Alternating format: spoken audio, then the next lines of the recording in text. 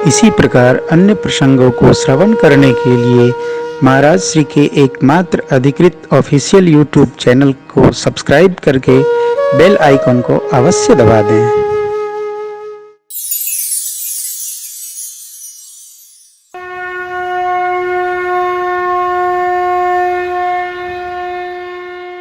तो भगवान पर कोई दोष नहीं लगा सकते हम आप कि भगवान ने ऐसा कर दिया, भगवान ने ऐसा कर दिया। भगवान तो बढ़िया ही करते, बढ़िया आदमी, बढ़िया जीव, बढ़िया प्रभु, बढ़िया बढ़िया महा बढ़िया, वो खराब क्यों करेगा? कोई ईमानदार अधिकारी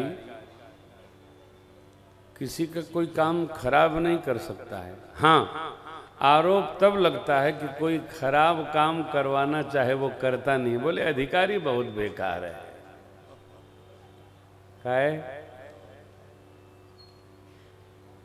भाई? कोई काम करते ही नहीं है। करता क्यों नहीं है? तो लेते ही नहीं है, तब तो बेकार आदमी है। हम चाहते क्या है कि हम जैसे चाहते हैं वैसा होता चले। ध्यान रखना है। निंदा कोई लाख करे परंतु सत्य तब भी पूजा जाता था और आज भी पूजा जा रहा है। ये निंदित नहीं है, बुरा नहीं है।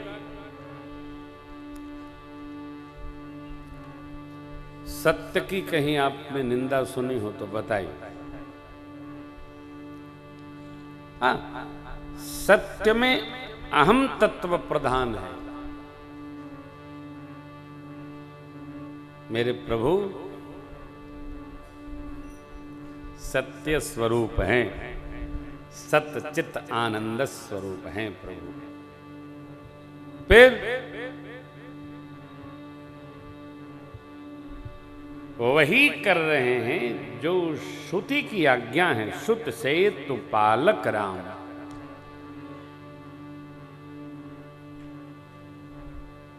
दक्षिण भारत की कथा में किसी ने ग्रंथ लिख के दिया था मेरे को, वो तो हम लाए और उसको प्रवाहित कर दिए कहीं। उसमें सब केवल मेरे प्रभु के बारे में निंदा, भगवान ने ये गलती की, भगवान ने कहते हैं कुछ लोग ऐसे शैतान खोपड़ी के होते हैं, यही काम है, चिट्ठी लिखे रहो भगवान को। आप ध्यान रखिए, सत्य पथ पर चलना है, निरंतर बढ़ना है। सत्य किसी भी युग में, सतयुग, त्रेता, द्वापर, वर्तमान, कलयुग, हारता नहीं। सत्य की ही जय होती है।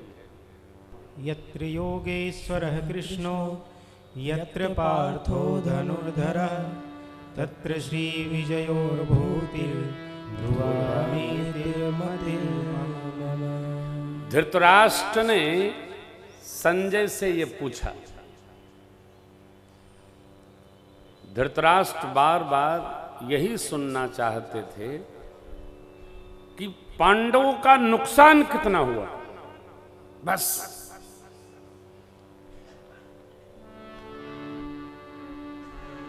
और संजय क्या सुनाते थे? महाराज आपका 54वां पुत्र मर गया,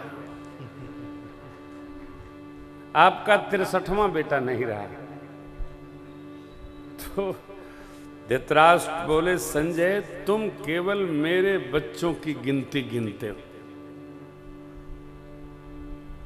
उनकी कुछ बताते नहीं हो। तो संजय ने कहा, महाराज हम वो बता रहे हैं जो सत्य हो रहा है, और आप वो सुनना चाहते हैं जो आप सोच रहे हैं, जो होना नहीं है। बोले क्यों? संजय ने बड़ी अद्भुत बात कही, महाराज भगवान वेदव्यास जी ने आपसे भी ये कहा था कि राजन यदि युद्ध आप प्रत्यक्ष देखना चाहते तो मैं आपको ही ज्ञान चक्षु प्रदान कर दूं। तो आपने ही कहा था कि मैं ये युद्ध प्रत्यक्ष नहीं देख सकता, आप संजय को ज्ञान चक्षु दीजिए, ज्ञान नयन दे दीजिए, ये हमको दृश्यशः सब सुनाते रहेंगे। तो महाराज मैं आपको क्या कहूं, जो वहां घट रहा है केवल वही मैं सुना रहा हूं, और मुझे तो ऐसा लगता है कि इस श्लोक का अर्थ है, जहां परम योगी कृष्ण भगवान हैं, जहां गांडीवधारी अर्जुन है, श्री और विजय श्री विजय तत्व वहीं होगा। ये मुझे युद्ध देख करके निर्णय हुआ, और यही मेरी अपनी मति भी है। कारण भगवान को कोई जीत सकता नहीं। भगवान कौन? तो सत्य। जीव को तो एक बार आप जीत सकते हैं साहब, लेकिन सत्य स्वरूप परमात्मा को कोई जीत नहीं सकता। वो तो सर्वकाल जयी है। तो लीला भर में जब तक वो चाहेंगे तब तक लीला चल रही है। जिस दिन वो समेट लेंगे रामलीला, किसी भी दिन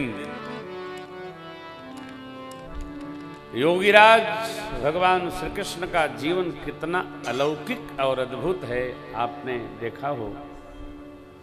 भगत लोग तो केवल 11 साल 55 दिन में ही रह जाते हैं। राधे राधे राधे श्याम से मिला दे। लोग भगवान की आगे की रणांगण लीला पर जाना ही नहीं चाहते। क्या विशेष वैदुष्य भरा जीवन भगवान श्री कृष्ण का। बाल लीला की तो उसी में रम गए, किशोर लीला की तो उसी में रम गए, और द्वारिका की राजलीला की तो उसी में रम गए। ये केवल भगवान योगेश्वर की ही बस का है, जीव के बस का नहीं है। विस्तार देना, समेट लेना, ये कृष्ण ही कर सकते। क्यों? वो योग योगेश्वर है। भगवान सब कर सकते हैं, हम शरण में रहे। अद्भुत।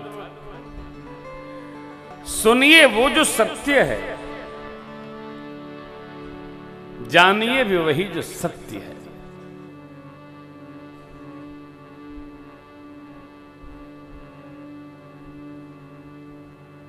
लोग बताते हैं मेरे को, सुनाते हैं, रोते मिलते हैं। विषय क्या है? संसार का व्यवहार। रामचरित्र यहां भी अति अलौकिक है, अति दिव्य है, दिव्यतर दिव्यतम है।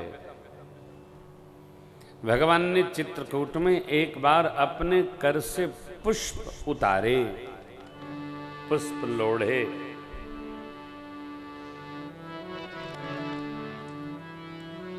उनकी लड़ियां बनाई।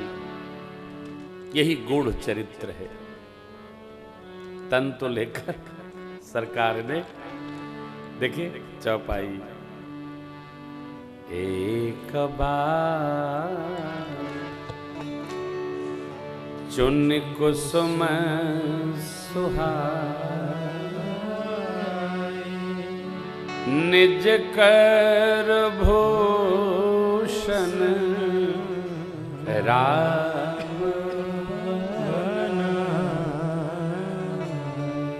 सीतहि पहिया, हे प्रभु बैठे फरी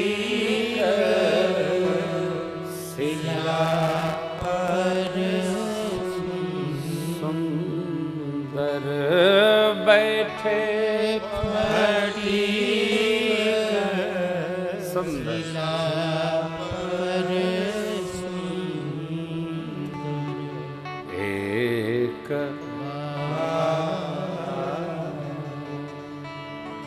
एक बार।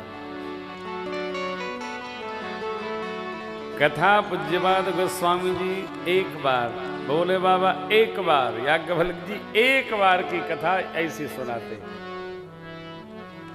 एक बार भगवान ने पुष्प लोढ़कर तंतु लेकर उसकी लड़ियां बनाए और मां को नक्सिक सजाया। पाठ करते हैं तो समझ में नहीं आता होगा, ये दर्शन करिए रामलीला। भगवान ने मां को नक्सिक सजाया और बैठ गए। आप में से जो लोग चित्रकूट जाएं,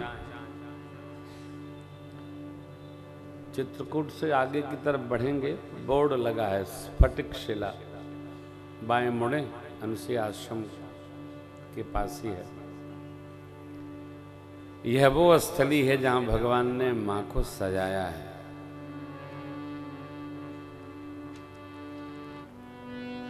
पूरा देवलोक भगवान के इस श्रृंगार लीला का दर्शन करने आया।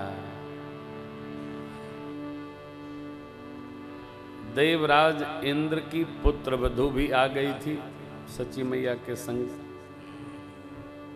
बड़े आदमी अपने बच्चों को संभाले नहीं तो बच्चे उदंड हो जाते।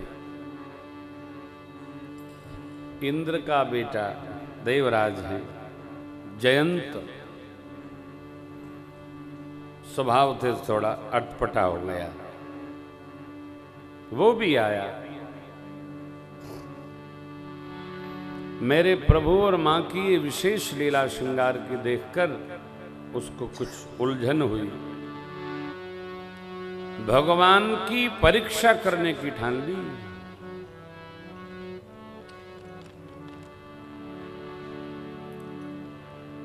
और तब उसने कौवा का स्वरूप लेकर मां के चरण में चोंच मार दी। भगवान मां के अंक में ऐसे लेटे हैं, ये झांकी है वहां की।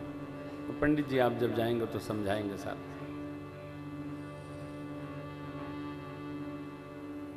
चला रुधिर रघुनायक जाना, सींग का धनुष बनाकर एक बाण भगवान ने सींग का ही छोड़ दिया। वो कौवा स्वरूप में जयंत चला भाग, चला भाज बायस भय पावा। कहां कहां गया? धरि निज रूप गयऊ पितु पाही, राम विमुख राखा तेहि।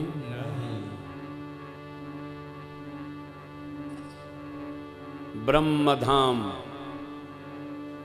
शिवपुर सब लोका, फिरा समित व्याकुल भय। सोका काहू बैठन कहा न वोही, राख को सकै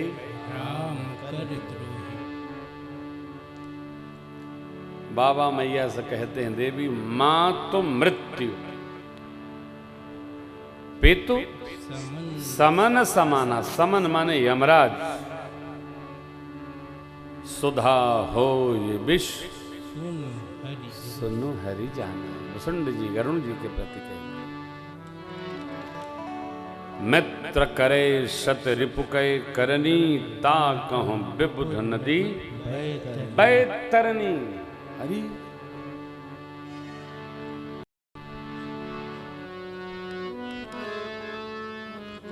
भगवान से जो विमुख होता है उसको सारा जगत त्रास देने लगता है।